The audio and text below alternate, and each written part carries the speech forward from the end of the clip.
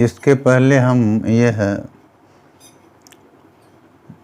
बोल चुके हैं कि जो लोग प्रयास करते हैं, यत्नवान हैं समाधिस्थ होने के लिए, आत्मा का ज्ञान, आत्मा का प्रत्यक्ष ज्ञान प्राप्त करने के लिए, वो लोग भी विघ्न को प्राप्त करते हैं, क्योंकि इंद्रियां जो हैं उनको बलात् विषयों की ओर खींचती हैं।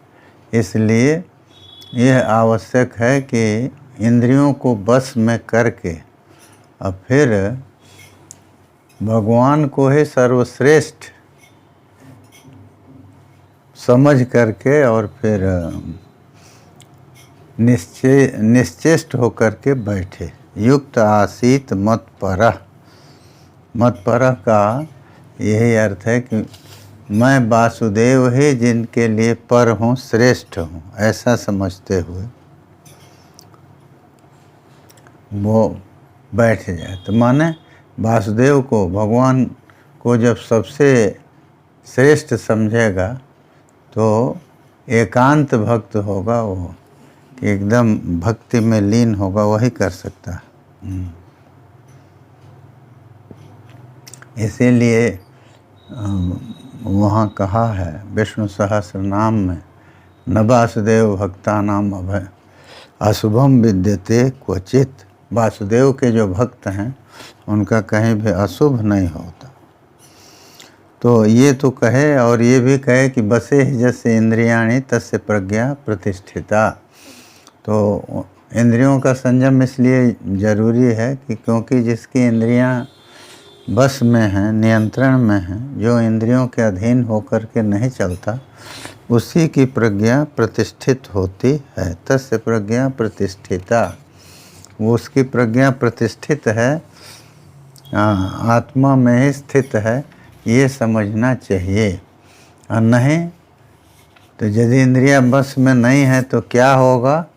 तो अब बताते हैं कि ध्यायतो विषयान पुंसा संगस्तेषु उपजायते, संगात् संजायते कामः, कामात् क्रोधो भिजायते। कहते हैं अर्जुन देखो, यदि विषय का ध्यान वो कर रहा है तो विषयों का ध्यान करने से उनमें संग हो जाता है, राग होता है, प्रीति होती है, आसक्ति होती है, उसमें आदमी बंधता जाता है। और संगात् संजायते कामः, संग से काम माने तृष्णा होती है। तो तृष्णा होती है माने उसको पाने की इच्छा होती है। और फिर यदि वो काम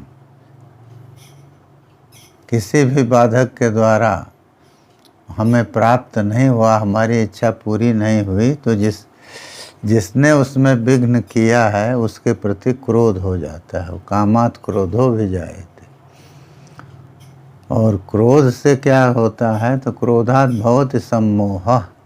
क्रोध से अविवेक आ जाता है। सम्मोहः समीचीन अविवेक। तो अविवेक, समीचीन अविवेक का क्या मतलब है? एकदम कार्य विषयक विवेक नहीं रह जाता। क्या कर्तव्य है, क्या कर्तव्य है, ये सोचता भी नहीं, करना तो दूर है। तो इसलिए क्रोधी जो है, जो अत्यंत क्रुद्ध हो गया, तो वो गुरु को भी उल्टा सीधा बोलता है। और तो इस स्थिति का, पराकाष्ठा का जब क्रोध होगा, तब कहे सम्मोहा स्मृति विभ्रम। सम्मोह से स्मृति का विभ्रम होता है। स्मृति का मतलब अब तक जो कुछ भी हमने सत्पुरुषों से सुना है, शास्त्रों से जो अच्छी बातें सुना है, उनका जो संस्कार है, वो सभी संस्कारों से जो स्मृति होती है, वो स्मृति जो है उसका विभ्रम हो जाता है, भ्रंश हो जाता है, वो स्मृति समाप्त हो जाती है। माने शास्त्र और आचार्यों के उपदेश से जो प्रज्ञा जो बुद्धि बनी हुई है सदाचार विषय वो लुप्त हो जाती है। और फिर तो ये हुआ माने स्मृति की उत्पत्ति का निमित्त जो है होना चाहिए, स्मृति की उत्पत्ति का निमित्त आना चाहिए। तो स्मृति की उत्पत्ति का निमित्त आएगा तो स्मृति होगी। शास्त्र और आचार्यों के उपदेश से जो संस्कार पड़े हुए हैं, अच्छे संस्कार, वो संस्कार जो हैं वो उस तरह की स्मृति कराएंगे कि ऐसा करना चाहिए, ऐसा नहीं करना चाहिए। लेकिन वो स्मृति जो है जब वो समाप्त हो गई, समाप्त हो गई माने उस स्मृति का जो निमित्त होना चाहिए तो उस निमित्त का ही प्रतिबंध हो जाता है, वो स्मृति नहीं होती। और फिर स्मृति भंश से बुद्धि का नाश होता। बुद्धि का नाश है ना, बुद्धि निश्चयात्मिका बुद्धि है जिससे ज्ञान होता है। वो कार्यकारी विवेक क्या करना चाहिए, क्या नहीं करना चाहिए, इस तरह का अविवेक आ जाता है। तो वही अविवेक जो है वो बुद्धि का नाश है। और फिर बुद्धि नाशात प्रणश्यति, बुद्धि का नाश हो गया तो फिर तो कुछ नहीं बचता, क्योंकि पुरुष तभी तक है जब तक कि अंतःकरण में जो है वो कार्यकारी विवेक योग्यता है। और जब अंतःकरण में कार्यकारी विवेक योग्यता नहीं हुई तो वो फिर नष्ट हो गया। नष्ट हो गया का मतलब मर गया ऐसा नहीं है, लेकिन वो अब वो पुरुष नहीं रहता। पूर्व में मनुष्य शरीर में शयन करने का जो उद्देश्य है, मनुष्य शरीर को प्राप्त करने का जो उद्देश्य है, सन्मार्ग का अवलंबन, भगवत भक्ति आदि का करना, धर्म ज्ञान वैराग्य की ओर झुकना, तो ये सब का सब समाप्त हो जाता है। तो जब पुरुष जो है पुरुषार्थ के योग्य नहीं रहा तब फिर उसको पुरुष नहीं कहा जा सकता। इसीलिए दिया है कि वो फिर क्या उसकी स्थिति होती है, तो वो मानो विवेक शून्य हो करके और मुर्दे की तरह मान लीजिए चलता रहता है, उस और कुछ नहीं। इसीलिए कहा है कि जब कार्यकारी विषय के विवेक की योग्यता नहीं रह जाती कि क्या करना है क्या नहीं करना है, इसको वो अलग अलग करने का की सामर्थ्य खो देता है, तब फिर वो नष्ट ही होता। इसलिए वो बुद्धि नाशात प्रणश्यति। प्रणश्यति माने बुद्धि के नाश से उसका प्रकर्षण नाश हो जाता है, अच्छी तरह से नाश होता है, माने वो पुरुषार्थ के अयोग्य हो जाता है। धर्म अर्थ काम मोक्ष जो ये चार पुरुषार्थ हैं, तो कह रहे हैं कि उसकी प्राप्ति के अयोग्य हो जाता है। तो इसलिए करना क्या चाहिए, तो कहते हैं रागत द्वेष वियुक्त स्तु विषयान इंद्रिय चरण। संसार में रहना है, शरीर है, तो इंद्रियां भी हैं, विषय भी हैं, लेकिन यदि राग और द्वेष को छोड़ करके, राग और द्वेष, अरे राग जब अच्छा समझेगा तो उस विषय में राग होगा, और जिसमें जो है प्रीति नहीं होगी वो वहाँ द्वेष होगा। तो राग और द्वेष दोनों को छोड़ करके और विषयों को विषयान इंद्रिय चरण, जो राग द्वेष को छोड़ करके इंद्रियों की और विषयों की ओर इंद्रियों की जो उनका इंद्रियों का जो गमन है उसके ऊपर वो आग्रह नहीं करता, क्योंकि राग द्वेष नहीं है तो आग्रह पूर्वक कोई कार्य वो नहीं करेगा। इसीलिए कह रहे हैं कि जो राग द्वेष से वियुक्त होकर के और विषयान इंद्रिय चरण, क्यों देखिए शरीर जब तक है तो शरीर के पोषण के लिए जैसे भोजन की ज़रूरत है, लेकिन भोजन करने से पहले जैसे स्वाद की ओर दृष्टि चली गई तो वो भोजन फिर इंद्रियों की सामान्य प्रवृत्ति नहीं मानी जाएगी। वो तो फिर वहाँ भोजन में राग हो गया, जिह्वा में लव ले आ गया, विषय अच्छी चीज़ को खाने की ओर उसकी प्रवृत्ति हुई।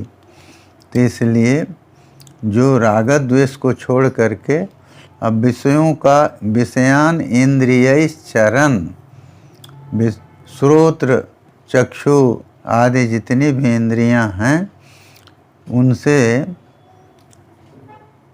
जो अवर्जनीय विषय हैं उनको चरण मने उपलभमान, उनको प्राप्त करते हुए, क्यों प्राप्त करेगा, इसलिए कि वो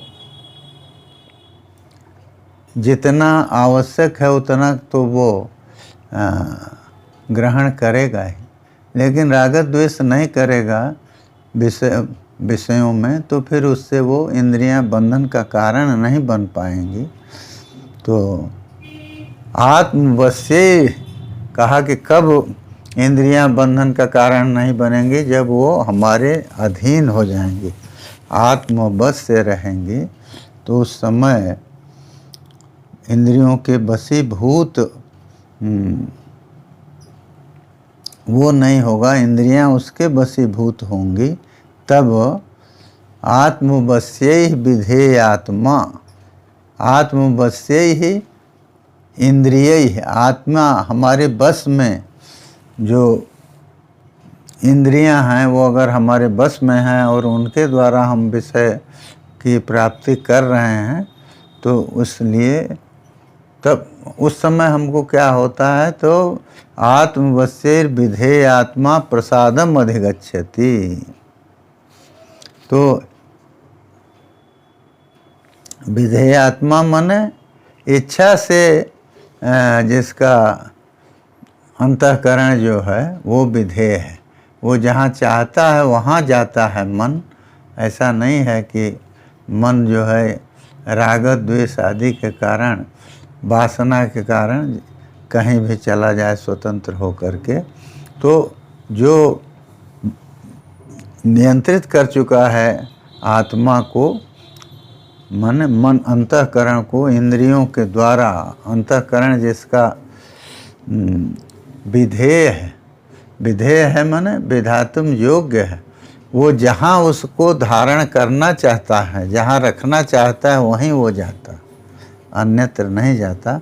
तब वो प्रसाद प्राप्त करता है। प्रसाद माने प्रसन्नता, प्रसादम अधिगच्छति, तो प्रसन्नता को प्राप्त करता है माने स्वास्थ्य को प्राप्त करता है। स्वास्थ्य का मतलब क्या है, स्वस्मिन् स्थितः स्वस्थः, अपने में जो स्थित है, माने आत्मा के बाहर जिसकी बुद्धि नहीं जा रही है वो स्वस्थ है, और स्वस्थस्य भाव स्वास्थ्यम, तो वो उस स्वास्थ्य को प्राप्त करता है। तो स्वास्थ्य को प्राप्त करता है माने निरंतर उसका मन फिर आत्मा में लगा रहता है, उसके बाहर नहीं लगता। तो जब तक आत्मा का साक्षात्कार नहीं हुआ है तब भी वो उसको जो है वो वृत्ति आत्माकार करता रहेगा, तो इस तरह से उसका मन वहाँ लगा रहेगा।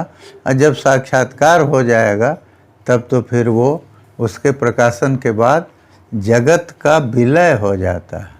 तो उस समय दोनों स्थितियाँ अलग हो जाती हैं। जब वो समाधि में जाता है तो उस समय तो जगत का भान नहीं होता, किसी भी बाह्य पदार्थ का भान नहीं होता। लेकिन जब समाधि से उठता है समाधिस्थ व्यक्ति, तो उस समय भी उसके बाद जो पदार्थ संसार के दिखाई देते हैं वो भी बाधित हुए की तरह दिखाई देते हैं, क्योंकि अब तो वो समझ गया है ना, जैसे कोई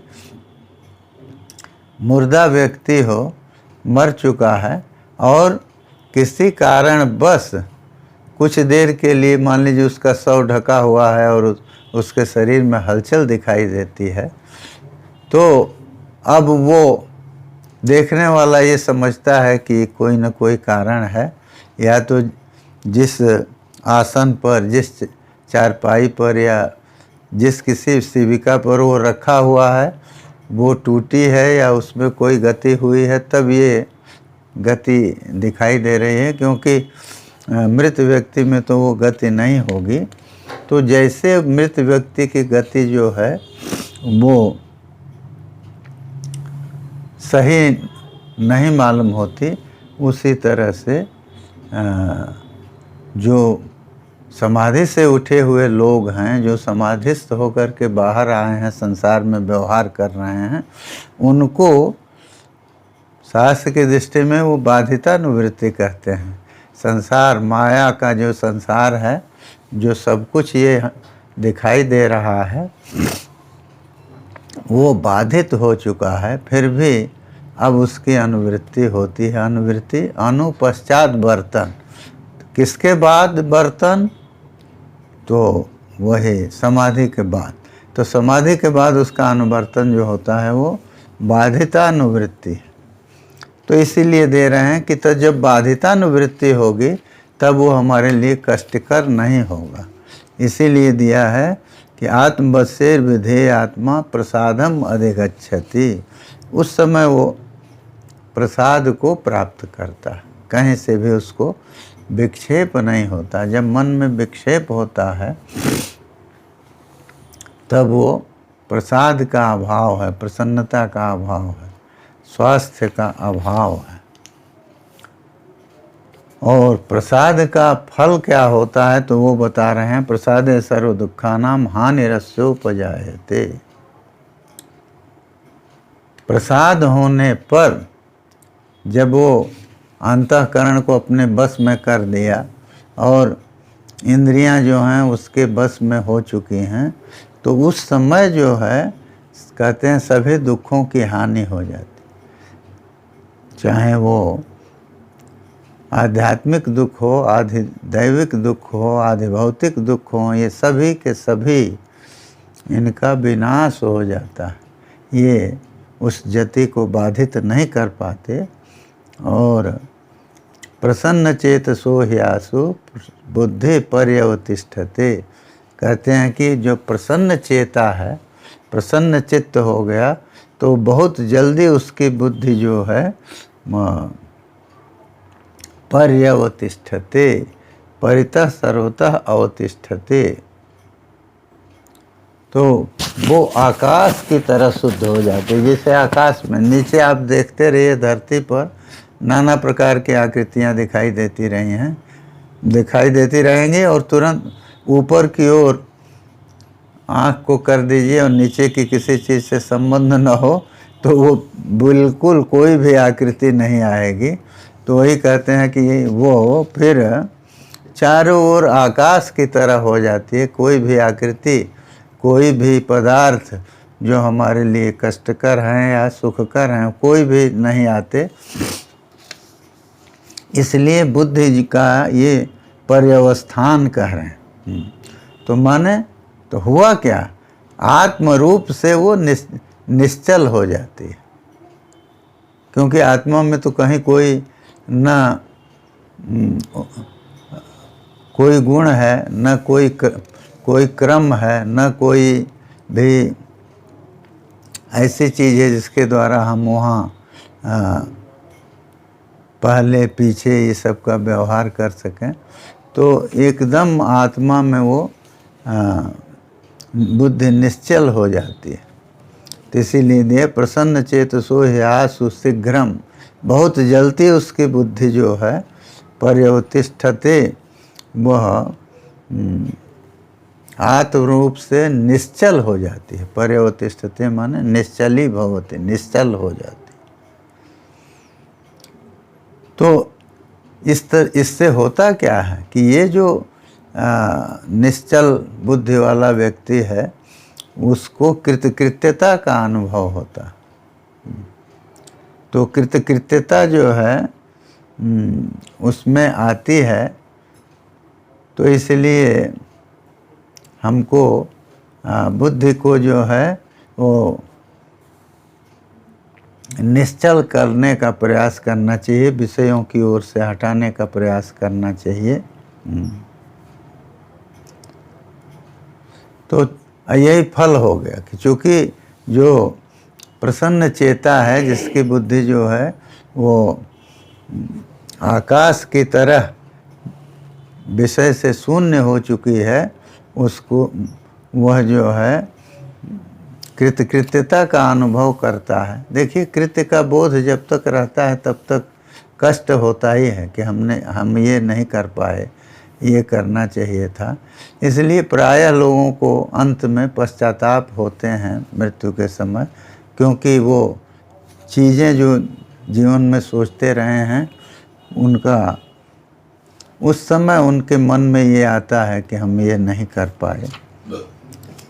तो ये ज़रूरी है कि बुद्धि को जो है प्रसाद युक्त किया जाए, लेकिन और उस प्रसाद युक्त बुद्धि से सुख प्राप्त किया जाए। किंतु होता क्या है, यदि नास्ति बुद्धिरयुक्तस्य न चायुक्तस्य भावना, कहते हैं कि जो अयुक्त है,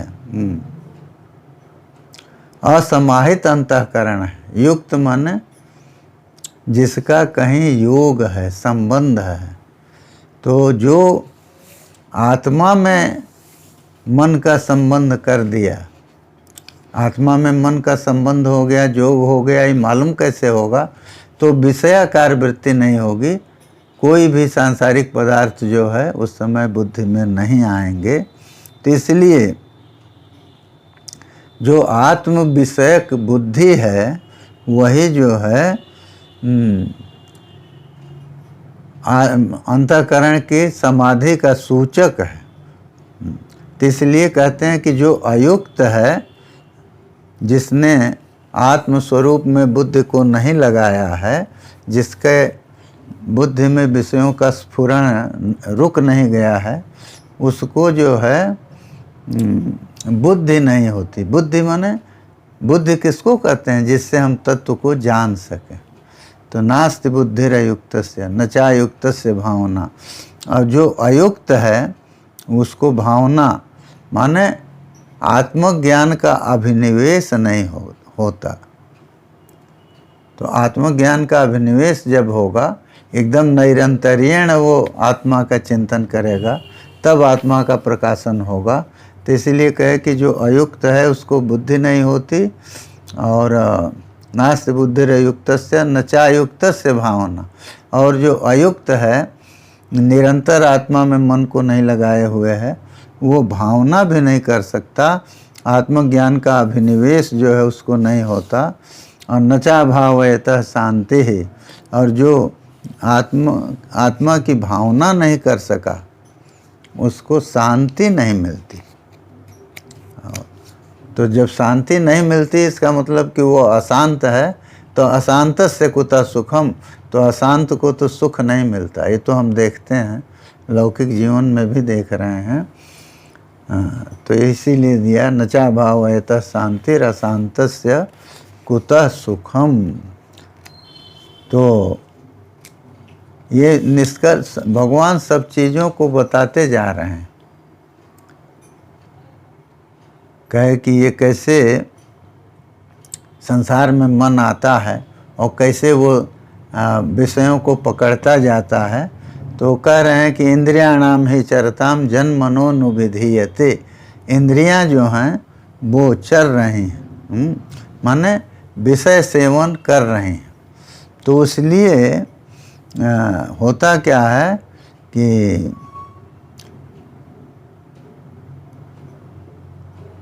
हमको इंद्रियों को विषय सेवन से अलग हटाना चाहिए। तो इसलिए सुख प्राप्ति का प्रयास करना चाहिए। सुख प्राप्ति का प्रयास यही है कि विषयों की ओर से मन को हटाया जाए। क्योंकि विषयों की जो तृष्णा है वही दुख है। तो पहले भगवान कहे ना कि नास्ति बुद्धिर अयुक्तस्य, जो अयुक्त है उसको बुद्धि नहीं होती। क्यों नहीं होती, अब ये बता रहे हैं इसमें कि जब इंद्रियां जो हैं वो अपने अपने विषय की ओर जा रही हैं, वो तो ठीक है, उनका स्वभाव है, वो जाएंगी। तो जब इंद्रियां जो हैं, जैसे मछली का जीवन पूरे जल में है, जल के बाहर निकाल दीजिए वो मर जाएगी, उसी तरह से इंद्रियों का जीवन, इंद्रियों की स्वाभाविक प्रवृत्ति है विषय की ओर। तो इंद्रियों को यदि विषय की ओर से आप रोक देंगे तो नहीं रोक नहीं पाएंगे तो होगा क्या, इंद्रियां जाएंगे, उनके पीछे पीछे मन भी जाएगा। तो इसलिए मन का वहाँ क्या काम है कहेंगे तो वो विषयों का विकल्पन करेगा। अब इंद्रिय जो है चक्षुरेंद्रिय रूप की ओर गया तो ठीक है, वो रूप की ओर गया, मन उसके साथ गया, तब वो कहेगा कि अरे इससे अच्छा और रूप देखो, वो संभव है देख। तो इस तरह से वो विकल्प वहाँ लाता जाता है। और फिर जब रूप के विषय में विकल्प आ गए, माने एक दूसरा रूप भी है इससे सुंदर, तो उससे सुंदर भी है, उससे सुंदर भी है, इस तरह से करते हुए फिर वो उसी में रुक जाता है, उसके बाहर नहीं निकाल पाता। इसलिए कहते हैं कि इंद्रियाणाम ही चरताम जन्मनोनुविधीयते तदस्य हरति प्रज्ञाम। कहे कि वो फिर इस तरह का कृत्य जो है उसकी प्रज्ञा का हरण कर लेता है, प्रज्ञा का हरण कर लेता है। तो क्यों, प्रज्ञा क्या है, प्रकृष्ट ज्ञान है, आत्मा नात्म विवेक जन्य, जो आत्मा और अनात्मा का विवेक करने वाली, भेद करने वाली जो बुद्धि है वो प्रज्ञा, उसको वो अलग, उसका हरण कर लेता। तो आत्मा अनात्मा का विवेक करेंगे तो जब आत्मा को जानेंगे तब ना उससे अलग करेंगे। तो इसीलिए कह रहे हैं कि आत्मा और अनात्मा का कि जो विवेक करने वाली जो बुद्धि है वो नष्ट हो जाती है।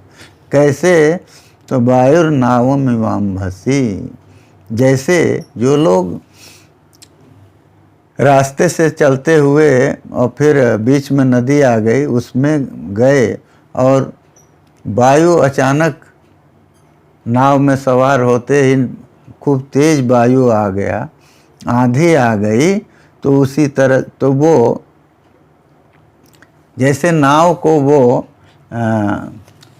वायु क्या करता है, वायु नावम अम्भसी व हरति, जैसे वायु जो है नाव को जल में वो दिग्विहीन कर देता है, उसकी दिशा निश्चित नहीं रहने देता, उसका वेग भी कम कर देता है, और यदि बहुत तेज वायु हो तो उसको स्थिर कर देता है। तो उसी तरह से ये जो है मन जब विषयों के पीछे जाने लगा तो फिर वो आत्म विषय, आत्मानात्म का जो विवेक है, ये आत्मा है, ये अनात्मा है, आत्मा की ओर हमको बढ़ने का प्रयास करना है, इन अनात्म पदार्थों का चिंतन छोड़ना है, ये बुद्धि वहीं रुक जाती, ये चल नहीं पाती। और फिर जो है तो होता क्या है, जिस रास्ते में नाव को जाना है उस रास्ते से वायु उसको हटा देता है। तो जैसे वायु जो है उस नाव का मार्ग बदल देता है या रोक देता है, या बहुत तेज हुआ तो नाव को डुबा देगा उसी में, तो उसी तरह से आत्म विषयक प्रज्ञा को ये मन जो है वो मार देता है। जब हम इंद्रियों के पीछे मन को ले जाते हैं तब तो आत्म विषयक बुद्धि को ये मार देता है। तो माने तो मार देता है का मतलब क्या हुआ कि निरंतर केवल विषय का ही चिंतन शुरू हो जाता है, आत्मा की ओर ध्यान नहीं है। इसीलिए कहे दृष्टांत दिए कि जैसे वायु जो है नाव को जल में स्थिर कर देता है या उन दूसरे रास्ते पर ले जाता है अथवा डुबा देता है, उसी तरह से आत्म विषयक प्रज्ञा को इस स्थिति में, क्योंकि मन को ही तो दोनों ओर जाना है, विषय का चिंतन भी उसी को करना है और आत्मा का चिंतन भी उसी को करना है। विषय श्रेष्ठ है अथवा आत्मा श्रेष्ठ है, ये निर्णय भी उसी को करना है। तो वो आत्मा का साक्षात्कार जब तक नहीं होता तब तक तो हमको ये दृढ़ संस्कार रखना होगा, दृढ़ निश्चय रखना होगा कि हमारी गुरुओं से और शास्त्रों से जो बुद्धि बनी हुई है वो बुद्धि नष्ट न हो। तो इसीलिए कहे कि इंद्रियों के पीछे, इंद्रियां तो जाएंगी, अब आप चल रहे हैं तो रास्ते में नेत्र जो है वो रूप दिखाई पड़ा, उधर जाएंगे, लेकिन रूप के पीछे ही अगर फिर मन भी चला गया तो वो आत्मा से मन को हटा देगा। इसीलिए कहते हैं तस्मात् यस्य महाबाहो निगृहीतानि सर्वशः इंद्रियाणि इंद्रियार्थेभ्यः तस्य प्रज्ञा प्रतिष्ठिता। इसलिए कहते हैं कि हे अर्जुन, जिसकी महाबाहु कहते हैं अर्जुन को, हे महाबाहु, हे अर्जुन, जिसकी इंद्रियां सभी प्रकार से निगृहीत हो चुकी हैं, तो उसको जस्मात् यस्य महाबाहो निगृहीतानि सर्वशः, सर्वशः कहा कि सभी इंद्रियां जो हैं वो निगृहीत हो गई। तो सभी इंद्रियों का मतलब क्या हुआ कि ये ज्ञानेंद्रिय, कर्मेंद्रिय 5 5 10 हो गए और मन एक ले लें तो 11वां ये। अब मन सहित जब ये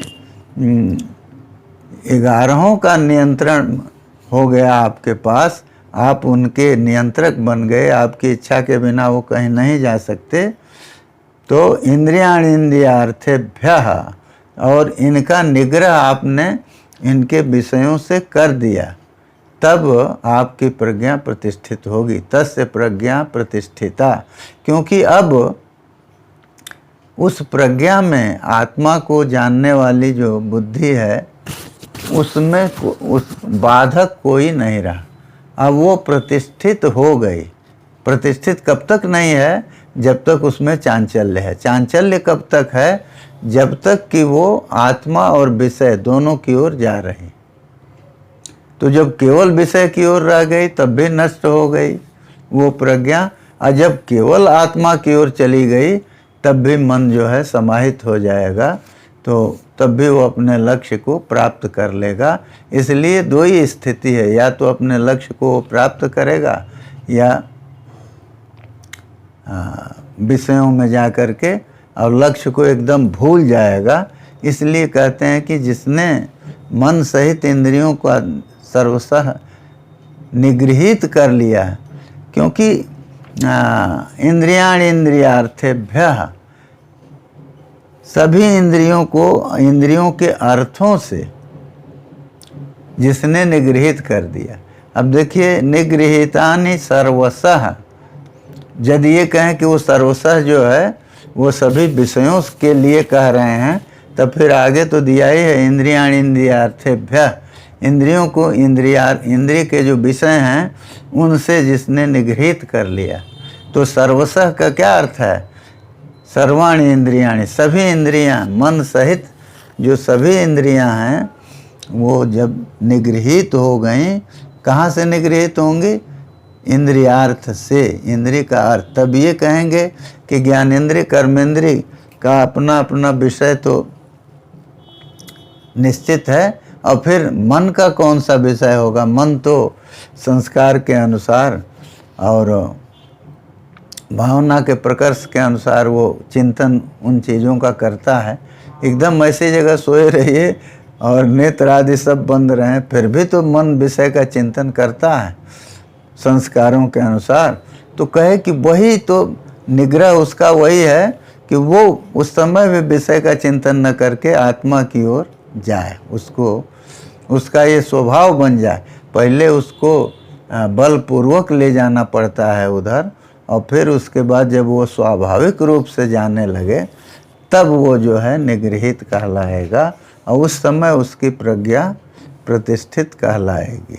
तो इस तरह से भगवान ने अर्जुन को विषयों से परांगमुख होने का उपदेश दिया। और ये अंतिम चरण में ये उपदेश चल रहा है। आगे हम इस अध्याय की समाप्ति तक पहुँचेंगे और भगवान का जो वक्तव्य है, जो कुछ श्लोकों का बचा हुआ है, उसको सुनाएंगे।